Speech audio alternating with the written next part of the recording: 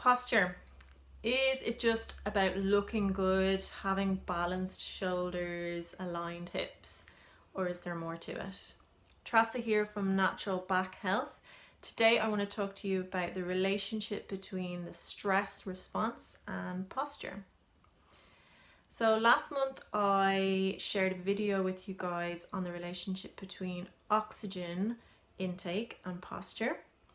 And the long and the short of it with that is that comparing oxygen intake, the amount of oxygen you're getting into your lungs and therefore your system, comparing slouched, rounded, slumped posture to upright, straight posture, those that are in a slouched posture are getting less oxygen into their lungs. So for more on the details on that, to learn a little bit about that, pop over to that video on that one. Today I want to focus on the stress response and posture. So stress. Most of us are familiar with the fight or flight response. And that is very simply your body's stress response. It's a very normal, natural, necessary response in the body. And its job is basically just priming you to deal with whatever situation is about to kick off. So say, for example, I hear a gunshot outside the window right now. My stress response will kick in. A whole cascade of different mechanisms, different chain reactions will kick in to basically prime me to be ready to deal with whatever is about to happen. Now, there's loads of different things that happen, but one area in particular that I want to put a little bit of emphasis on is connected with your posture. And that is an area of the brain that gets stimulated during the stress response called the red nucleus. The red nucleus is connected with motor movements, and it's connected with flexion of the arms and legs. So flexion looks like that's flexion, that's extension. So it's connected with that, and what it helps do is get you into the best position possible to either fight what is about to happen or flight, get the hell out of there. So it looks like this. So stress response kicks in, part of your brain is stimulated, and what it does is bring you into this position. Head coming forward, chins poking out, rounded shoulders, closed in chest, flexed arms, and also in the legs, the back of your thighs, your hamstrings, and your calves. It stimulates them, and it's all in the name. If you kind of think about what's about to happen, I'm either gonna fight this problem physically or I'm going to run away. That's what it's been designed to do. And it's just getting you into the best physical position to do that. So it's natural, it's normal. However, that posture isn't at all familiar to you. That's the posture so many of us are assuming regularly when we are at a desk, in front of the PC or a laptop, when we're slouched into the couch, when we're at the dinner table, when we're watching something on Netflix on our tablet, when we're reading our emails on our phone. This rounded shoulders, head coming forward is very common now. And, it's down to a lot of things in our environment, these tablets and devices and that, it almost encourages it. So what's happening though when we connect it up to posture and stress response is when you get into that position, it's stimulating the same area of the brain. So you get into that posture and it's like pressing a button, pressing that stress response button. So even though you're not stressed and nothing is happening around you, your body is physiologically or physically going into a stressed state. And if you're doing that day in, day out, it's kind of continuing to press that button. It's like wearing a path, and that path is becoming more and more and more ingrained. And what can happen then is something which is called sympathetic dominance. And that's basically when something has been stimulated so much that it starts to dominate over the other side of the system. So in your body, there's two sides to your nervous system. There's the sympathetic and the parasympathetic. This is the automatic side of your nervous system. And the sympathetic is the kind of go, stress response side, and the parasympathetic is the resting, housework, cleaning up things, healing, recovering, calm side.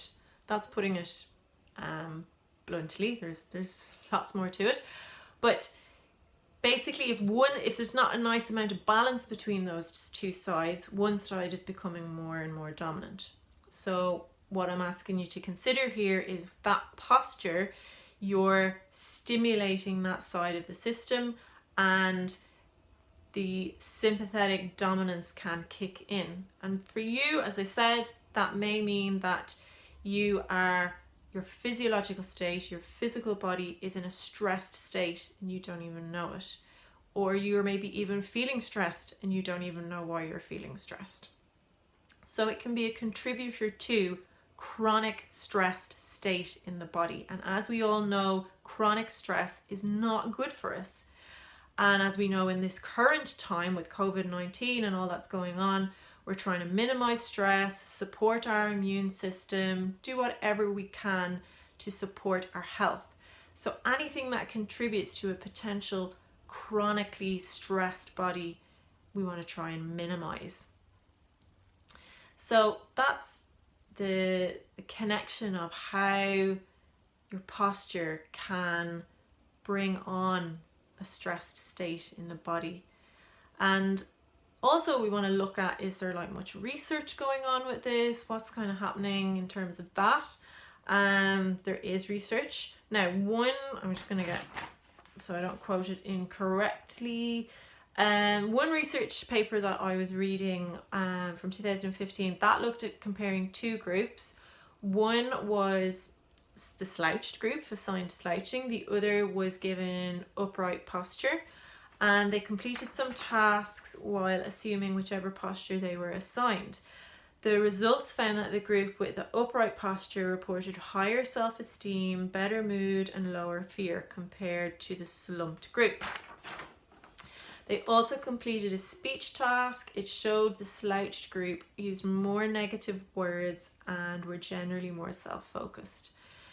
So basically having upright posture, or working on having upright posture, is supportive of not only looking at what we're kind of all familiar, it's good for my shoulders, it's good for my muscles, it's good for my hips, and we all kind of know about the alignment and balance and muscular component, spine component, but also it supports more oxygen intake getting into the body. It affects the stress response, having a stress response kick off or not having a stress response kick off. And then that study is showing as well that it just affects your mood.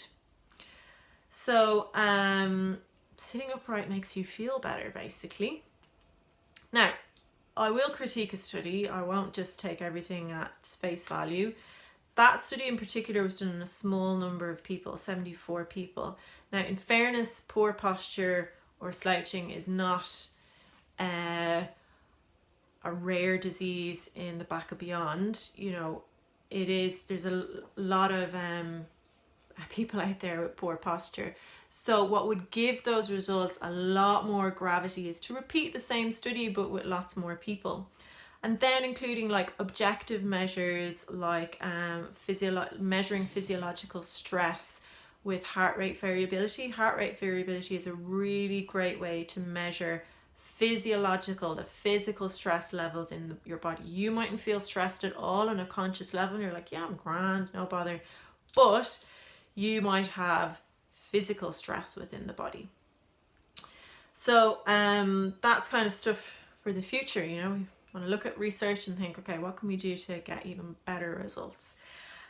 So working on your posture has lots of different beneficial side effects, and it's something for you to consider, something for you to think about. Maybe it's something for you to motivate yourself to go, yeah, it is important to have upright posture, to work on my posture.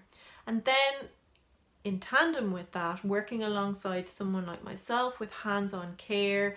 That hands-on care brings more balance and alignment to your body, better communication between your spine, your muscles, your ligaments, your brain, your tendons, getting everything working and communicating better and more balance. And that overall means a better functioning, healthy body.